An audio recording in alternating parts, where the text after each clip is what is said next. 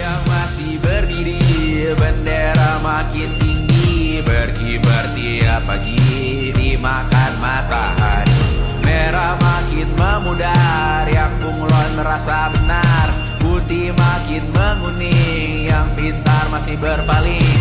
Ditinggal beasiswa, tenang kawan tak apa, bertahan buat apa, belum ada artinya, masih dipeluk setan. Alergi peradaban, alergi kemajuan, mendorong kemunduran. Pemimpin di esok hari, adakah yang cukup mampu mewakilkan suara kami? Jelas tak ada yang tahu, ada yang cukup peduli, umat yang dikelabui, melupakan masa lalu. Namun kami yang cukup mampu mewakilkan suara kami. Jelas tak ada yang tahu, ada yang cukup peduli, umat yang dikelabui, melupakan masa lalu. Namun kami belum.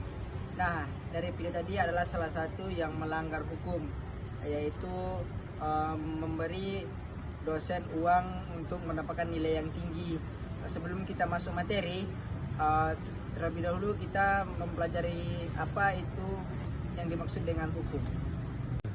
Hukum adalah aturan atau norma yang dibuat oleh pihak berwenang atau mengatur perilaku manusia, bersifat mengikat dan memiliki sanksi bagi yang melanggarnya. Setelah memahami pengertian hukum, sebaiknya kita mengetahui apa kesadaran hukum dan konsepnya.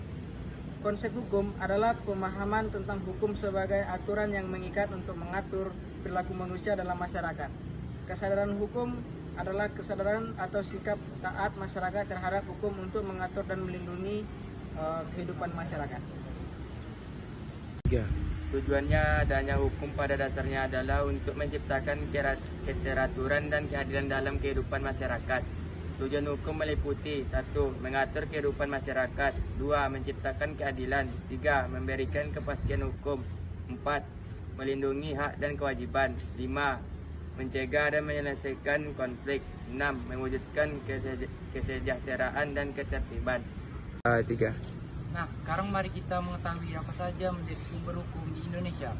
1. Undang-Undang 1945 merupakan sumber terdiri yang ada di Indonesia. Semua peraturan perundang-undangan tidak boleh bertentangan dengan Undang-Undang 1945. 2. Peraturan perundang-undangan merupakan hukum tertulis yang dibuat oleh lembaga yang berwenang seperti DPR. Jenisnya antara lain 1. Undang-undang yaitu UU. 2. Peraturan pemerintah yaitu PP. Yang ketiga, peraturan presiden yaitu Perspres. Yang keempat, peraturan daerah yaitu Perda. 3. Hukum adat adalah aturan tidak tertulis yang ada di masyarakat dan dipatuhi dalam masyarakat berdasarkan adat istiadat setempat. 4. Jurisprudensi adalah keputusan hakim atau pengadilan yang tetap dan berulang-ulang kali dijadikan dalam memutuskan perkara yang sama. 5.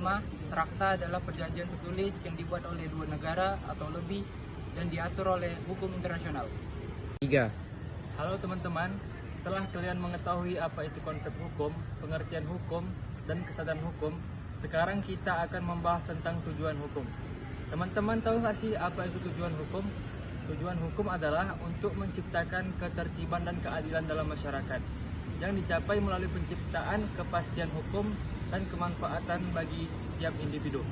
Hukum bertujuan untuk menata hubungan antar anggota masyarakat, mencegah konflik, melindungi kepentingan dan memastikan adanya keseimbangan serta kedamaian.